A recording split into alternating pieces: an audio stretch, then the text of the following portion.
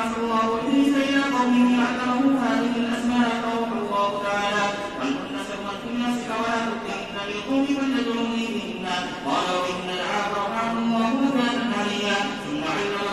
علمهن الله موسى عليه السلام ثم علمهن محمدا صلى الله عليه وسلم ومنهن لها في غزوة الأحزاب قال الحسن رضي الله تعالى عنه وكنت مستقيا من الحجاج مع الله إن فحبسه عني فقد دخل عني 6 مرات فعلوا بهن فرضى الله بأبصارهم عني وذوقهن الدماء المغفرة لجميع الذنوب ثم الحاجة من أمرها تتلو النعم فإن لكم الله إن شاء الله تعالى فإنهن 40 عشرا عدد أيام التوبة سبحانك لا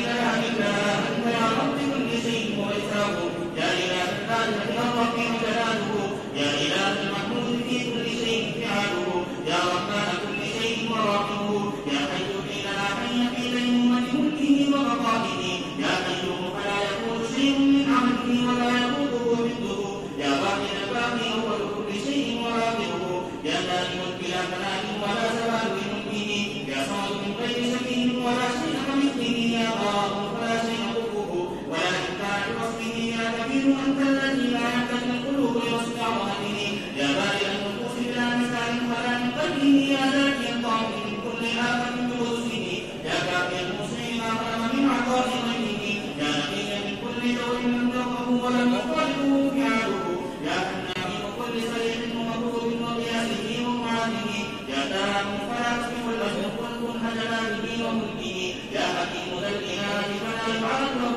شيء من خلقه يا مبدع البدائع يكتب في إنشائها عقلا من خلقه يا علام القلوب فلا يفوت شيء من مثله يا كامل ما أفناه من البرد الخلائق لدعوته من مقاته يا حديث الفعال المن على جميع خلقه بلطفه يا عزيز المن القادر على أمره فلا شيء يعاجله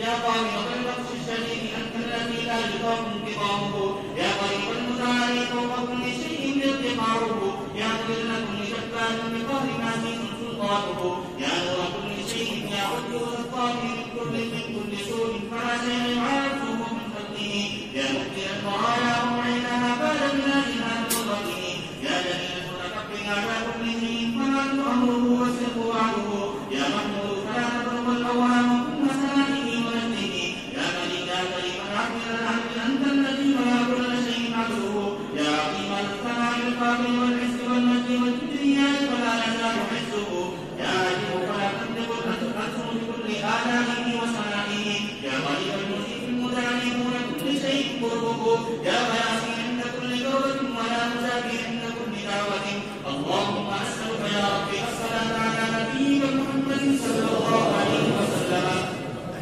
وأمانة العقوبات الدنيا والآخرة وأن تحبس عني أبصار الخلق والمؤمنين ليسلوبا وأن تصرف قلوبهم عن شر ما يحملونه إلى خير ما لا يملكه غيرك اللهم هذا الدعاء مني ومنك الإجابة وهذا الجهد مني وعليك الطغيان ولا حول ولا قوة إلا بالله العلي العظيم وصلى الله على محمد النبي الأمي وآله وسلم تسليما.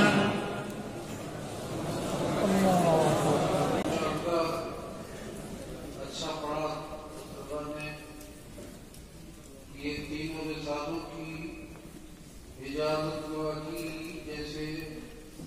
हज़रत शेख रईस मोहम्मद बकरिया साहब ने मुझे दी थी मैं भी आप हज़रात को इजाजत देता हूँ। अल्लाह ताला मेरे और आपके इल्म में अमल में और खुलूस में बरकतें आमीन और जो बीमार हैं अल्लाह ताला उन्हें शिफा इनायत फरमाए आमीन और हिंदुस्तान और दीगर ममालिक के हालात जो मुसलमानों के खिलाफ चल रहे हैं अल्लाह ताला अपने फज़ल से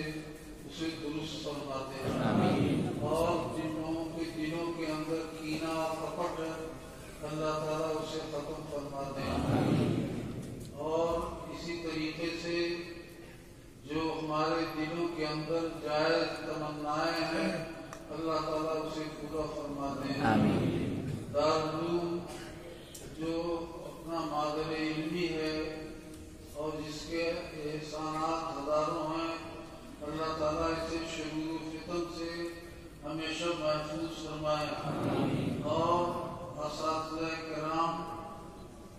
وزرائے اعظام اور ملازمین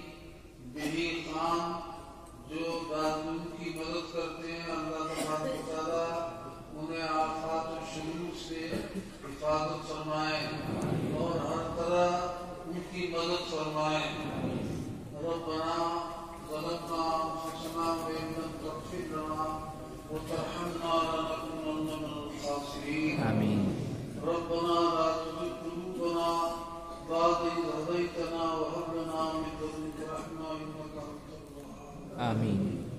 یا اللہ ہم سب کی مغفرت فرما آمین۔ ہمارے صغائر و کبائر کی یا اللہ مغفرت فرما آمین۔ یا اللہ ہمیں صراط مستقیم پر گامزن فرما آمین۔ عفو و عافیت عنایت فرما آمین۔ یا اللہ اسلام پر ہمیں زندہ رکھ اور جب خاتمہ فرما تو ایمان پر خاتمہ نصیب فرما آمین۔ جناب رسول اللہ صلی اللہ علیہ وسلم کی محبت، اولیاء کرام کی محبت، یا اللہ اپنی محبت ہمارے قلوب میں عنایت فرما آمین۔ ہر طرح کی یا اللہ ہم سب کی مدد فرما آمین۔ یا رب العالمین طلبہ نے جو پڑھا ہے اور محنت کی ہے، یا اللہ انہیں علم نافع، عمل مقبول، رزق طیب عنایت فرما آمین۔ یا رب العالمین دارالعلوم میں رہتے ہوئے ہم سب کو امن و سکون کے ساتھ علم اور عمل اور تربیت کی توفیق عنایت فرما آمین۔ ربنا آتنا فی الدنیا حسنۃ وفی الآخرۃ حسنۃ وقنا عذاب النار آمین۔ صلی اللہ تعالی علی خیر خلقہ محمد وعلی آلہ وصحبہ